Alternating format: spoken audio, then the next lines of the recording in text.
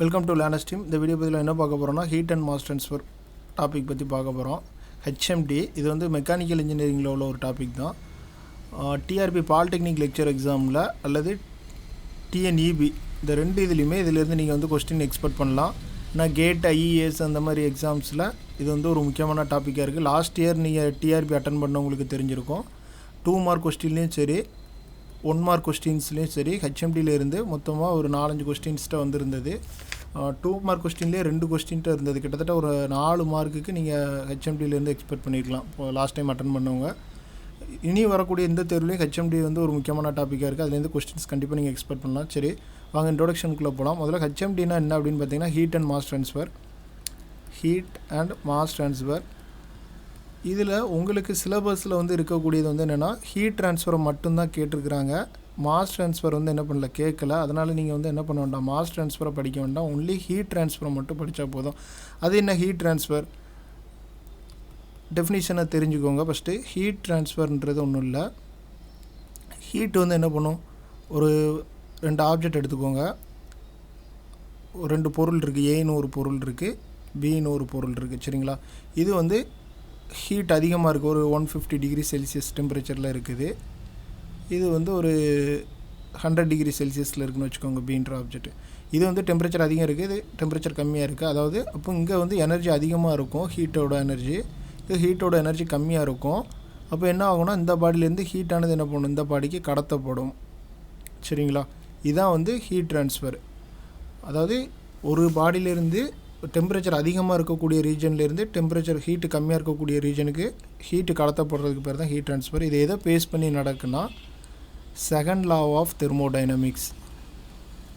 Second law of முக்கியமான ஒரு question.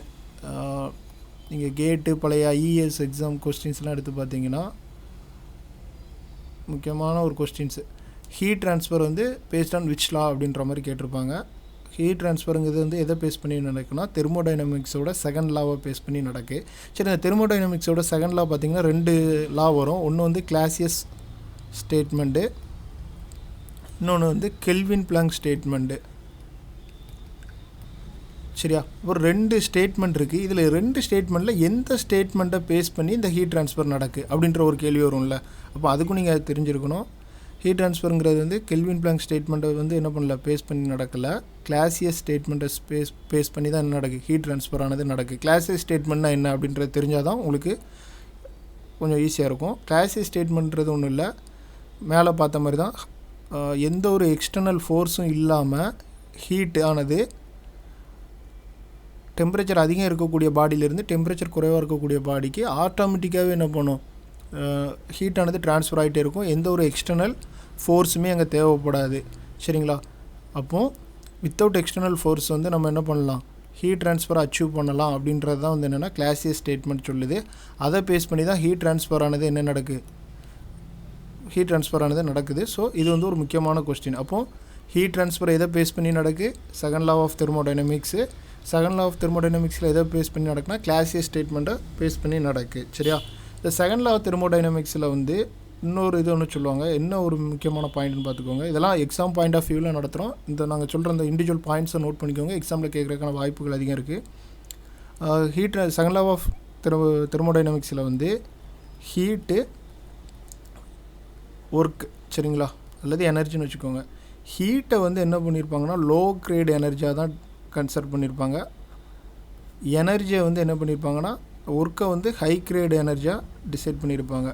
அதாவது ஒரு மிஷின் இருக்குது, அது ஒர்க்கை கொடுத்துச்சுன்னா அதிகம் நமக்கு தேவை, நல்ல ஒரு பாசிட்டிவான இதில் இருக்குது அப்படின்ற மாதிரி எடுத்திருப்பாங்க. அதாவது ஒர்க்கு நடந்தால் அது வந்து ஹை கிரேடாகவும், அதே இடத்துல ஹீட்டுக்கு நமக்கு வெளியே ஒரு சிஸ்டம் இருக்குது, அது ஹீட்டை வெளியிடுதுன்னு வைங்க, அது வந்து லோ கிரேடாகவும் அசம்ஷன் பண்ணியிருப்பாங்க. இது ஒரு முக்கியமான பாயிண்ட்டு. அப்போது ஹீட்டுங்கிறது லோ கிரேட் எனர்ஜியாகவும் ஒர்க்குன்றது ஹை கிரேட் எனர்ஜியாகவும் அசம்ஷன் பண்ணியிருப்பாங்க. இது செகண்ட் லா ஆஃப் தெர்மோடைனமிக்ஸில் ஒரு முக்கியமான பாயிண்ட்டு. சரி, அடுத்து இந்த ஹீட் ட்ரான்ஸ்ஃபர் இப்போது ஹாட் பாடிலேருந்து கோல்ட் பாடிக்கு நடக்கு அப்படின்றத பார்த்துட்டோம். அதில் ஒரு 3 டைப் இருக்குது. என்னென்னன்றதையும் கொஞ்சம் லைட்டாக பார்த்துடலாம். ஃபஸ்ட்டு ஒன்று வந்து பார்த்திங்கன்னா கண்டக்ஷன். செகண்ட் ஒன்று வந்து கன்வெக்ஷன்.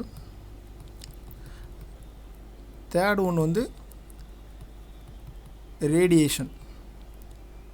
சரி, இதில் எக்ஸாம் பாயிண்ட் ஆஃப் வியூவில் இன்ட்ரோடக்ஷனில் பேசிக்காக என்னென்ன கொஸ்டின்ஸ் கேட்குறக்கு வாய்ப்பு இருக்குது அப்படின்றத ஒரு ப்ரீஃபாக பார்த்துடலாம். ஃபஸ்ட்டு கான்செப்டை புரிஞ்சுக்கோங்க. கண்டக்ஷன்னா என்ன அப்படின்றத பார்த்துடலாம். கண்டக்ஷனுங்கிறது ஒன்றும் இல்லை, ஒரு சாலிட் இது எடுத்துக்கோங்க. ஏதோ ஒரு ஆப்ஜெக்ட், ஒரு இரும்பு ராடோ ஏதோ ஒன்று எடுத்துருக்கீங்க. நீங்கள் இந்த சைடு இது ஏன்ற பாயிண்ட் வச்சுக்கோங்க, இது பாயிண்ட் பின்னு வச்சுக்கோங்க. சரிங்களா? நீங்கள் என்ன பண்ணுறீங்க, இந்த சைடு வந்து ஒரு ஸ்டவ் மூலமோ இல்லை இது மூலமோ ஒரு ஹீட் பண்ணுறீங்க. ஹீட் பண்ணும்போது என்ன ஆகும், கொஞ்சம் டைம் எடுக்க நீங்கள் இந்த சைடு உங்கள் கையை வச்சு பிடிச்சிருக்கீங்கன்னு வச்சுக்கோங்க. சரிங்களா? இப்போது நீங்கள் ஹீட் இங்கே இன்புட் கொடுத்துட்டே இருக்கீங்க. கொஞ்சம் டைம் ஆக என்ன ஆகுவீங்க, நீங்கள் வந்து ஹீட்டை வந்து ஃபீல் பண்ணுவீங்க. எப்படி ஹீட் ஃபீல் பண்ணுறீங்க, ஏன்னா நீங்கள் ஹீட்டை இங்கே கொடுக்கல, ஹீட்டை பாயிண்ட் ஏயில் தான் ஹீட் ப்ரொவைட் பண்ணிகிட்ருக்கீங்க. ஆனால் பாயிண்ட் பியில் உங்கள் கை இருக்குது, ஆனால் நீங்கள் அங்கே ஹீட்டை எப்படி ரியலைஸ் பண்ணுறீங்க. அப்போ என்ன ஆகுதுன்னா, ஹீட் எனர்ஜியானது இந்த இடத்துலேருந்து அப்படியே ட்ரான்ஸ்ஃபர் ஆகி இந்த இடத்துக்கு வருது. அப்போது பார்க்குறதுக்கு ஒரே ஆப்ஜெக்டாக தான் இருக்குனாலும் அந்த ஆப்ஜெக்ட்டுக்கு இன்சைடு இருக்கக்கூடிய சின்ன சின்ன பார்ட்டிகல்ஸ் இருக்குல்ல, இண்டிவிஜுவல் பார்ட்டிகல்ஸ், இந்த இண்டிவிஜுவல் பார்ட்டிகல்ஸ் மூலமாக என்ன ஆகுனா ஹீட் ஆனது அப்படியே ட்ரான்ஸ்ஃபர் ஆகி இந்த பீட் ரெண்டு வரைக்கும் வருது. இதுக்கு பேர் தான் வந்து என்னென்னா கண்டக்ஷன். அதாவது heat transfer within the heat transfer அதோட இண்டிவிஜுவல் பார்ட்டுக்குள்ளே அதுக்குள்ளே அதுக்குள்ளே ஹீட்டை வந்து ட்ரான்ஸ்ஃபர் பண்ணிகிட்டு இருக்கிறது தான் வந்து என்னென்னா கண்டக்ஷன். சரிங்களா? அப்போது இது வந்து எது மூலமாக நடக்குது, இப்போது ஒரு நம்ம சொல்லிட்டோம் இந்த சின்ன சின்ன மாலிகுல்ஸ் இருக்குல்ல, பார்ட்டிகல்ஸ், இது மூலமாக தான் அந்த ஹீட் ட்ரான்ஸ்ஃபர் ஆனது நடக்குன்னு சொல்லிட்டோம். இப்போ இந்த பார்ட்டிகல்ஸ் அப்படியே அசையாமல் இருந்தால் அது நடக்குமா? இல்லை. அப்போ பார்ட்டிகல்ஸ், அந்த ஆட்டம்ஸ் வந்து என்ன ஆகும்னா, சின்ன சின்ன பார்ட்டிகல்ஸ் வந்து அப்படியே கொஞ்சம் கொஞ்சமாக என்ன ஆகும், வைப்ரேஷன் ஆகும். ஒரு ஒரு பார்ட்டிகல்ஸும் ஒன்றுக்கு ஒன்று மோதிக்கும். அது மூலமாக தான் இதிலேருந்து எனர்ஜி. இப்போ இதில் பாருங்கள், சின்ன சின்ன பார்ட்டிகல்ஸாக இருக்குதுன்னு வச்சுக்கோங்க. உள்ளுக்குள்ளே இருக்கக்கூடியதை மைக்ரோஸ்கோப் வச்சு பார்த்திங்கன்னா அந்த மாதிரி சின்ன சின்ன பார்ட்டிகல்ஸாக இருக்கும். இந்த பார்ட்டிகளும் மோதுறதுனால தான் என்ன ஆகும்னா, டச் பண்ணுறதுனால தான் ஹீட்டானது இதிலேருந்து இதுக்கு ட்ரான்ஸ்ஃபர் ஆகும். அடுத்து இதுவும் மோதுறதுனால இங்கேருந்து இங்கே ட்ரான்ஸ்ஃபர் ஆகும். அப்படி ட்ரான்ஸ்ஃபர் ஆகி பீன்ற எண்டுக்கு உங்களுக்கு ஹீட் வருது.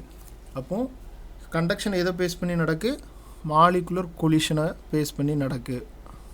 இதை நோட் பண்ணி வச்சுக்கோங்க, முக்கியமான பாயிண்ட்டு, மாலிகுலர் கொலிஷன். சரிங்களா? இது ஒரு முக்கியமான பாயிண்ட், கொஸ்டினில் கேட்கலாம். கண்டக்ஷன் வந்து எதை பேஸ் பண்ணி நடக்கு அப்படின்றத கேட்கலாம். சரிங்களா? சரி, இது எதில் நடக்கும், சாலிட் பார்ட்டிகல் இல்லையா?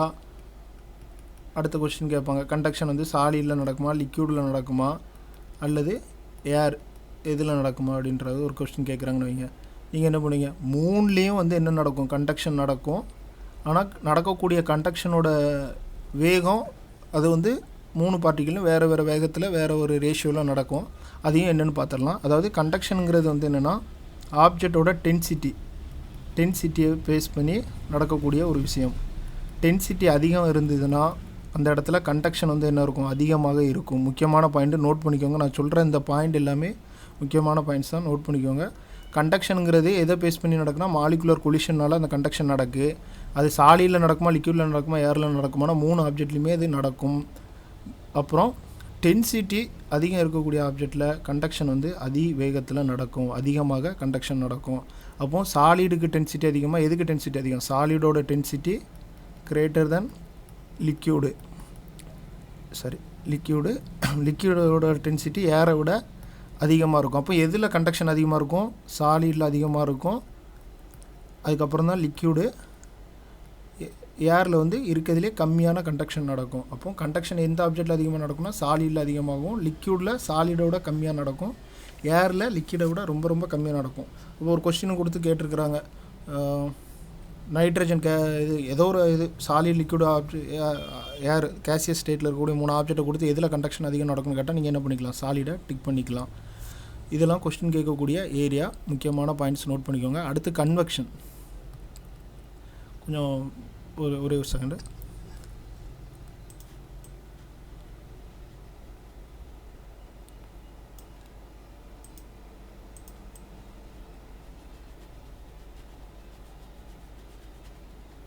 ஓகே,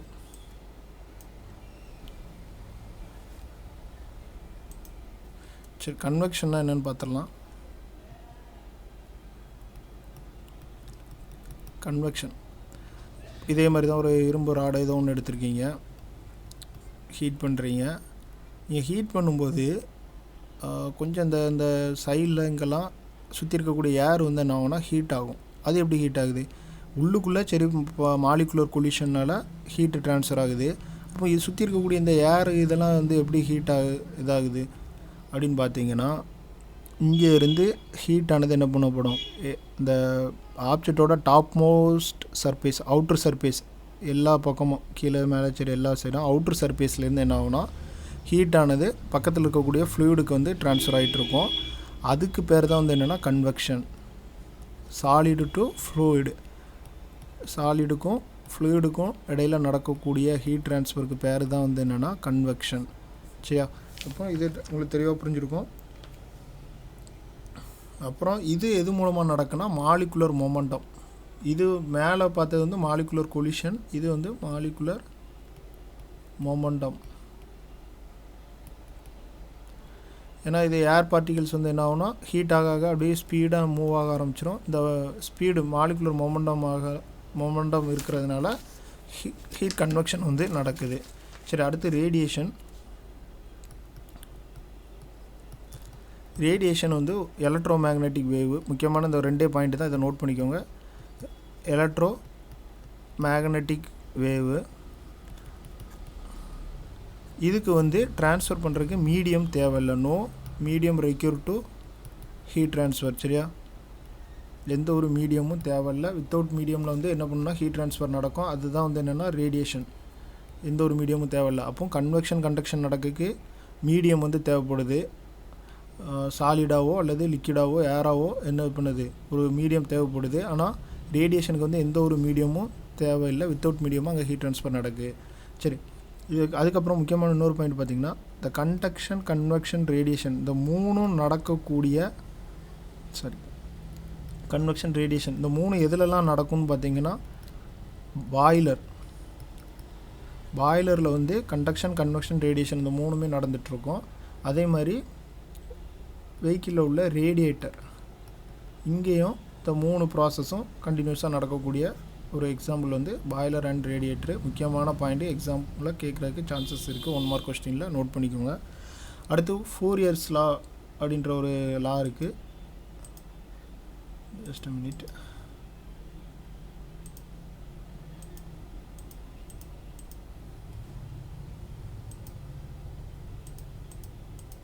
ஓகே, ஃபோரியர் லா இது முக்கியமான ஒரு கொஸ்டின் கேட்கக்கூடிய 2 மார்க் கொஸ்டினில் அடிக்கடி கேட்கறதுக்கு வாய்ப்புள்ள ஒரு ஃபார்முலா தான் ஃபோரியர்ஸ் லா. சரி, இது வந்து என்னென்னா ஹீட் ட்ரான்ஸ்ஃபர் இருக்குல்ல, Q வந்து Q - KA TT/TX இதான் வந்து ஃபோரியர் லா அப்படிம்பாங்க. இதில் Qங்கிறது வந்து எதை மென்ஷன் பண்ணுதுன்னா ஹீட் ட்ரான்ஸ்ஃபர். Qன்றது வந்து ஹீட் ட்ரான்ஸ்ஃபர். கேன்றது வந்து தெர்மல் கண்டக்டிவிட்டி. ஃபஸ்ட்டு எல்லாம் நோட் பண்ணிக்கோங்க. முக்கியமான ஒரு ஃபார்முலா தான். 2 மார்க் கொஸ்டின் கேட்குறதுக்கு சான்சஸ் இருக்குது. Thermal conductivity. ஏன்றது வந்து ஏரியா.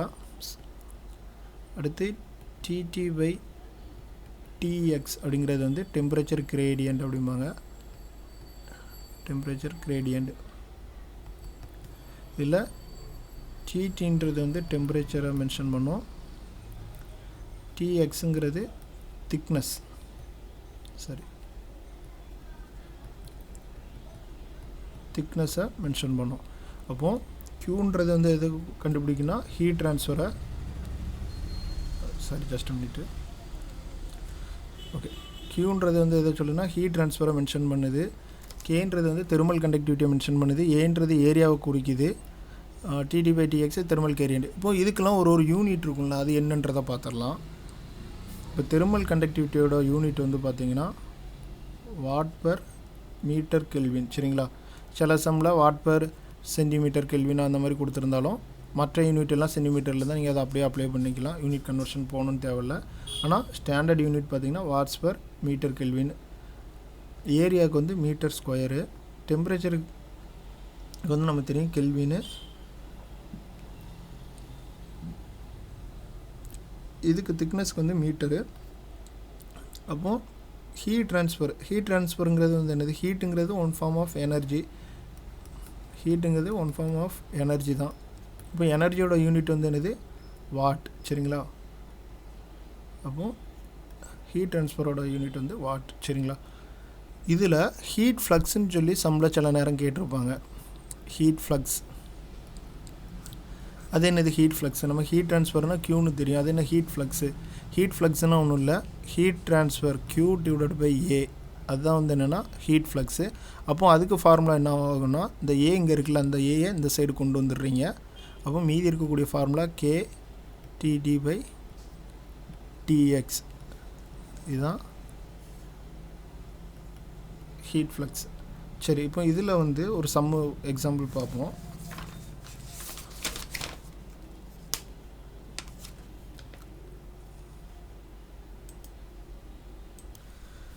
ஒரு கொஸ்டின் பார்த்துடலாம். 2005 engineering service exam IES engineering service எக்ஸாமில் கேட்டிருக்கக்கூடிய ஒரு கொஸ்டின் தான்.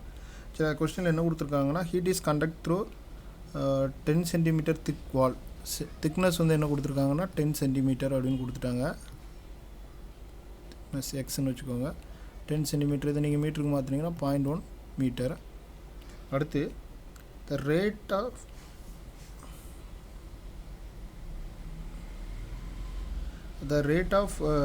heat transfer is 30 watt per meter squared. அப்போ இவங்க Q கொடுத்துருக்காங்களா, A கொடுத்துருக்காங்களா, Q by A ஹீட் ஃப்ளக்ஸை கொடுத்துருக்காங்களா, அல்லது ஹீட் ட்ரான்ஸ்ஃபர் Q கொடுத்துருக்காங்களா, நீங்கள் எப்படி கண்டுபிடிக்கலாம்னா யூனிட் வச்சே கண்டுபிடிச்சிடலாம். வாட் பர் மீட்டர் ஸ்கொயர் இருக்கிறதுனால Q by Aயோட வேல்யூவை கொடுத்துருக்குறாங்க. அடுத்து டெம்பரேச்சர் டிஃப்ரென்ஸ் இஸ் 10 டிகிரி செல்சியஸ்னு கொடுத்துருக்குறாங்க. டிடியோட வேல்யூ வந்து என்ன கொடுத்துருக்காங்கன்னா 10 டிகிரி செல்சியஸ்னு கொடுத்துருக்குறாங்க. கேட்டிருக்கிறது வந்து என்னென்னா தெர்மல் கண்டக்டிவிட்டி என்னென்னு கேட்டிருக்கிறாங்க. இப்போ நமக்கு Q by A கொடுத்ததுனால நம்ம என்ன பண்ணலாம், ஹீட் ஃப்ளக்ஸுக்குள்ளே இந்த ஃபார்முலாவில் யூஸ் பண்ணிக்கலாம். Q by A = -K TT by TX. Q by Aயோட வேல்யூ வந்து என்னது 30. ஓகே, Kயோட வேல்யூ நம்ம கண்டுபிடிக்கணும், அதை அப்படியே வச்சுக்கோங்க. TTயோட வேல்யூ எவ்வளோ, 10 டிகிரி செல்சியஸாக அதை அப்படியே யூஸ் பண்ணிக்கலாம் 10. எக்ஸோட வேல்யூ வந்து எவ்வளோ, 0.1. இப்போது இதை என்ன பண்ணிக்கலாம்னா இந்த சைடு கொண்டு வந்து இங்கே டிவைடரில் இருக்கிறது இந்த பக்கம் வரும்போது என்ன ஆகுனா -K = 30 × 0.1 / 10. கடைசியில் இது பண்ணிங்கன்னா 3A டிவைட் பண்ணிங்கன்னா 0.3 வாட் பர் மீட்டர் கெல்வின். சரிங்களா? இதுதான் ஆன்சர். இந்த மாதிரி தான் கொஸ்டின்ஸ் இருக்கும். ஒன்று என்ன பண்ணியிருப்பாங்கன்னா KTTX இதோட வேல்யூ, ஏரியா வேல்யூலாம் கொடுத்து Qவோட வேல்யூ கேட்பாங்க, அல்லது Q இந்த மாதிரி ஏரியாவோட வேல்யூ இதெல்லாம் கொடுத்துட்டு Kயோட வேல்யூ கேட்பாங்க. இந்த ரெண்டும் தான் கேட்குறக்கு ஆப்ஷன் இருக்குது, வேறு இதில் எதுவும் கேட்குறக்கு வாய்ப்பு இல்லை. முக்கியமான ஒரு ஃபார்முலா. இந்த வீடியோ உங்களுக்கு பயனுள்ளதாக இருக்கும்னு நம்புகிறோம். மறக்காமல் லைக் பண்ணுங்கள், ஷேர் பண்ணுங்கள். தேங்க்ஸ் ஃபார் வாட்சிங்.